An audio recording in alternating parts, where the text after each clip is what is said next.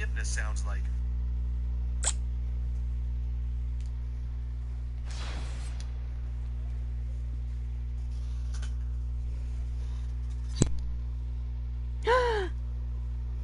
Hi.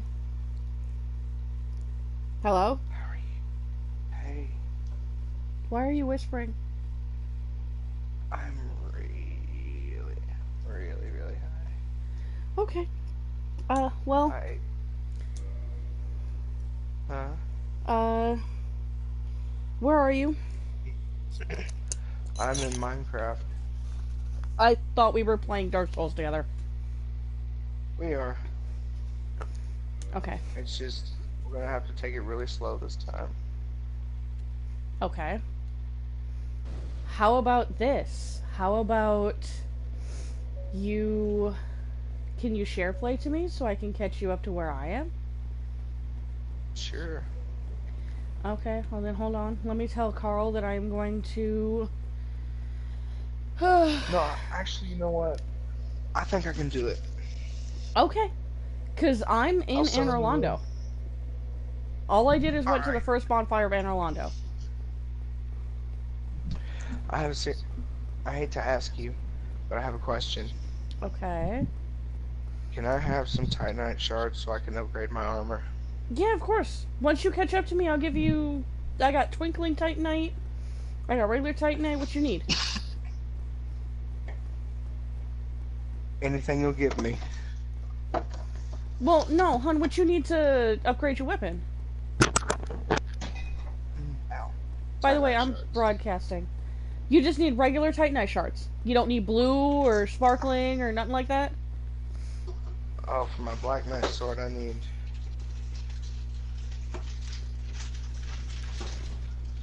Um,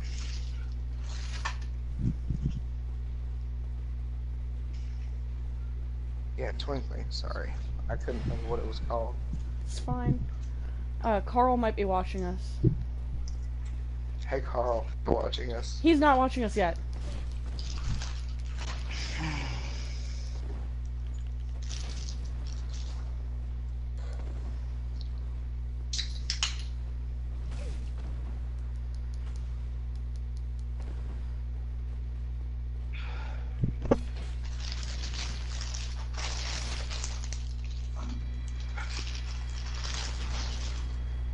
Because So I how are told you? him that I was. I'm good. We're having spaghetti for dinner. Matt, I told Matt to bring me home Pepsi, and he was a smartass and brought me home 3 2 liters of Pepsi. Goddamn son of a bitch.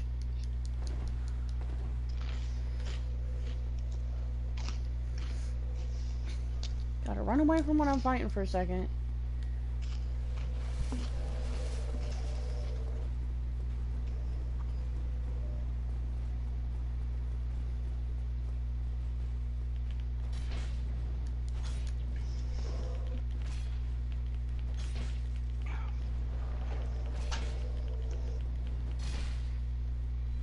Yay! Here he is. He's here. Say Hey, Carl. hi. Oh, oh! Matt brought home fucking chicken wings. He went to some fucking like hot wing place. Brings home chicken wings. He's like, I got 4 different fucking flavors. You guys can try the flavors. Jesse like claims the honey barbecue.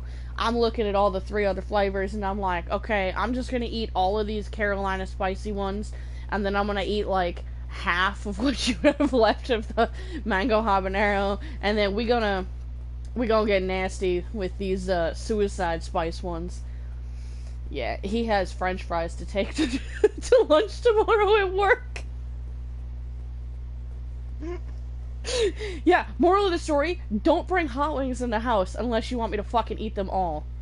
Cause like, I get nasty on some hot chicken wings. Okay? Carol, Yeah. I What? fell all the way to the bottom.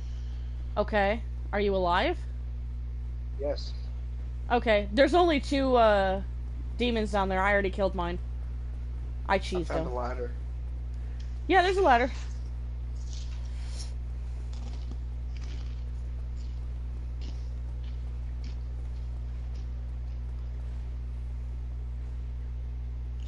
That's right, you better back up, bitches.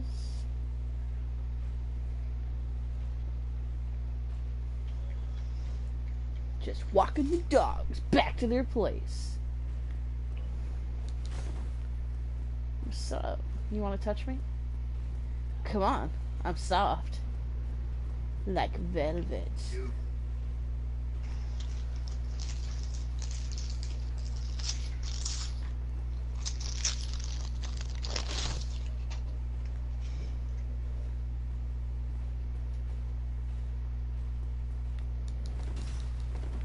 I just got invaded. What? How did you get invaded? Mm-hmm. You shouldn't have gotten invaded in there. Like, unless you fucking embered yourself up again. I did. You did? Why would you ember yourself up if you told me not to come and get you? I don't know, I found a giant. Okay. Do I have to kill him? No. Are you up on top of the, on top of the buildings? Yeah. Okay. There is a bonfire there. But it's really hard to fucking find, okay? Like, if you can, just fucking get yourself past the,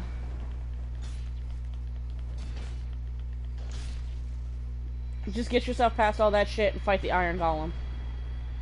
I'm fighting this giant right now, and I'm kind of whooping his ass. Is the giant that you're fighting at the top of a tower? I guess so, yeah. It's the one that drew all the bridge. Or opened the door. Okay. Yeah, you went into the tower and there was a fog wall? I haven't found a fog wall. I don't think. I have no idea where you are then, because as far as I know, there's only 2 giants up there you can reach. And only one of them fights you.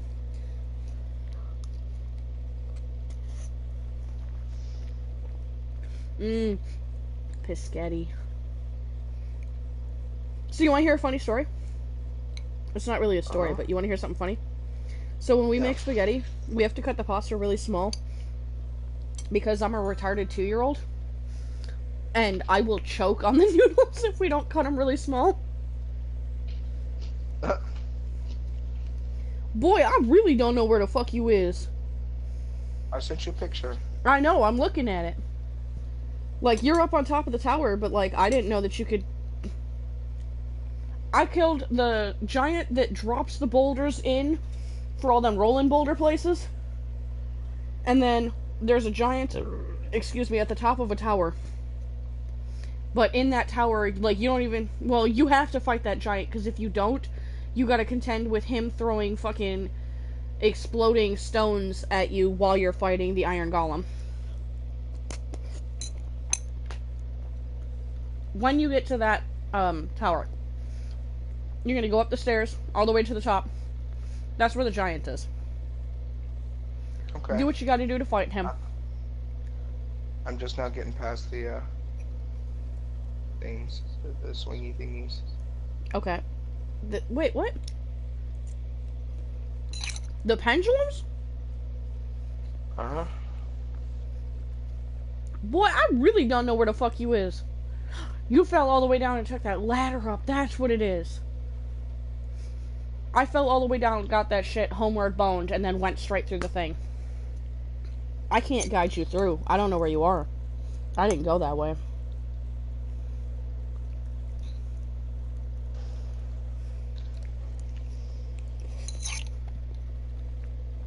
Well, I seem to be doing alright for now. I fucking love spaghetti.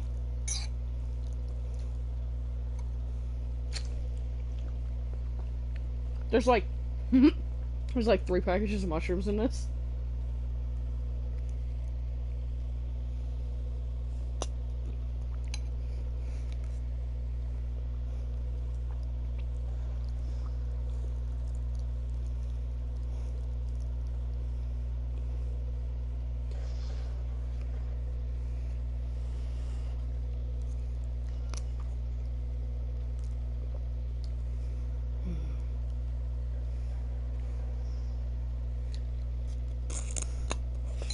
Ring of Steel Protection. Nice. I have a friend that wants to get me high down here. I'm like really tempted to take the fucking offer. He's like, I'll come pick you up. We go get high. And I'm like, I'm really tempted because, like, he always has some really good weed. But then I would have to, like, wait until Matt and Jesse went to sleep. And then have him pick me up and get me high. And then I'd have to come home and sneak my clothes into the washer. And then sneak through their room to get to the shower so I could shower. So they didn't know I was smoking weed. Mostly so she didn't know I was smoking weed.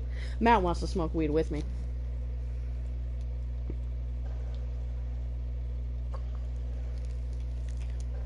I mean, it's not like I'd really face any punishment for getting high. All she does is make high-pitched harpy noises for a couple hours.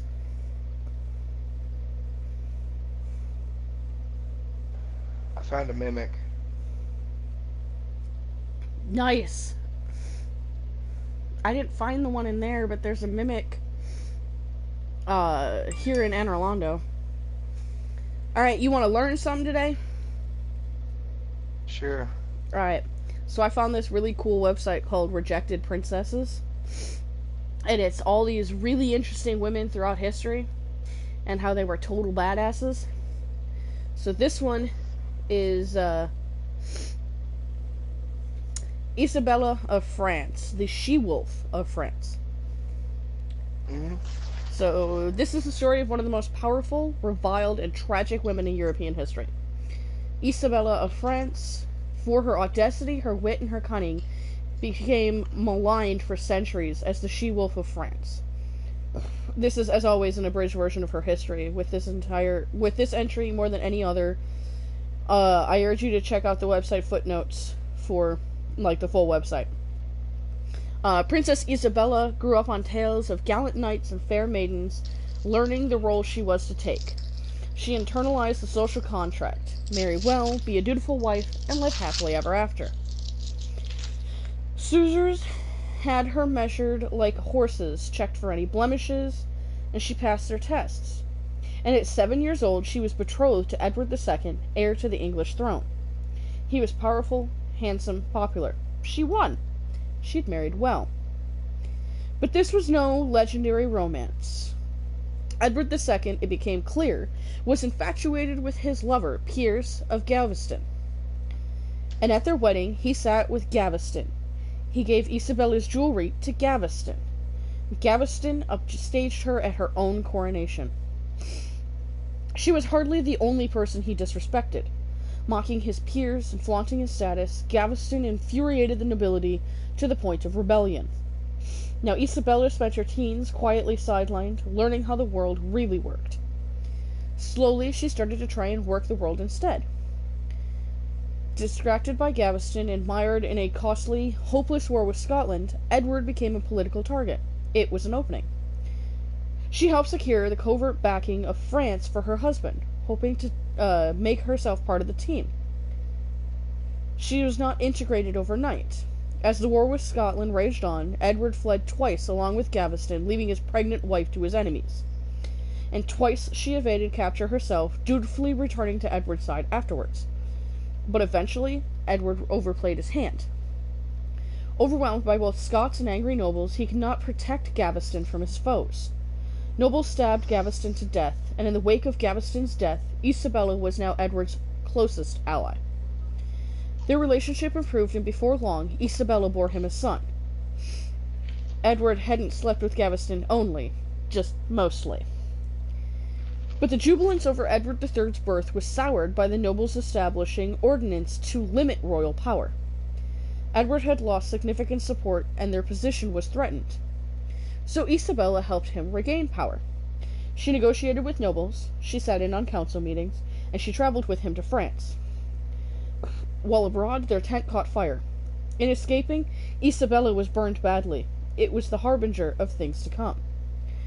After their trip, their standing improved. Edward's lieutenant, Roger Mortimer, drove back the Scots from Ireland, and with improved support and finances, Edward was again firmly in control.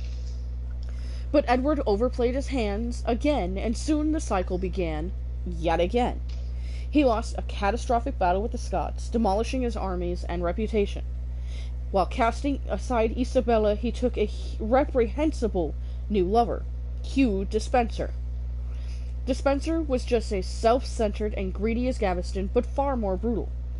He stole from strangers, friends, and family. He had women tortured into insanity, and he jailed people without charge. He was starting to turn Edward against Isabella.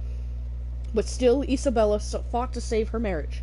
She risked her neck to provoke angry nobles into declaring war by leading troops to a noble-held castle, her husband's plan. It worked. They attacked. The king countered swiftly, purging his foes in a reign of terror, but it didn't help her marriage. Despenser turned Edward's violence to her. She was stripped of her possessions, her riches, her income, and custody of her children. She had had 4 by this point. Edward even threatened to kill her. The happy ending she had fought for was turning to ash. So in her darkest hour, a glimmer of hope. Hostilities broke out between England and France. Seriously, Edward was fucking fighting everyone. The Pope suggested Isabella go to France as an ambassador to re-establish peace. She quickly agreed. Once away from Edward, privately, in her own homeland, she renounced the social contract. She had married well, she had been a dutiful wife, but no happiness had come for it. That was all over now. She convinced her husband to send their son, Edward III, as his proxy to France.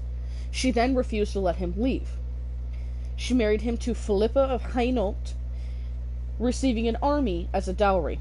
She was going to get her life back. She took happiness into her hands by taking Lover into her bed.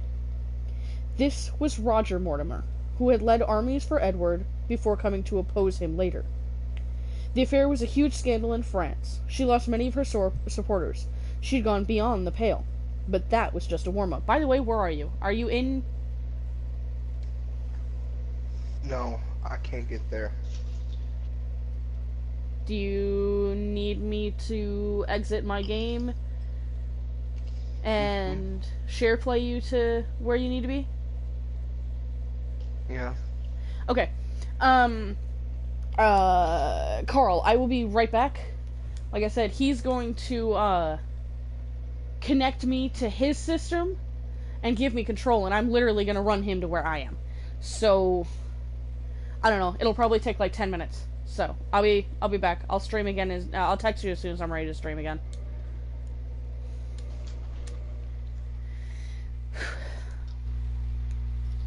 Alright, start a share play.